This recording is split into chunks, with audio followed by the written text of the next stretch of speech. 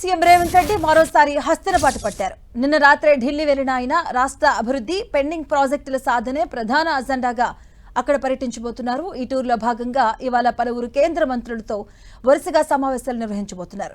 ఇందులో భాగంగా హైదరాబాద్ ప్రతిష్టాత్మక ప్రాజెక్ట్ అయిన Musi river front development, regional ring road భూసేకరణ, మెట్రో రైల్ 2వ దశ విస్తరణకు సంబంధించిన కేంద్ర నిధులు, అనుమతులపై సంబంధిత కేంద్ర మంత్రులతో సీఎం చర్చించబోతున్నారు.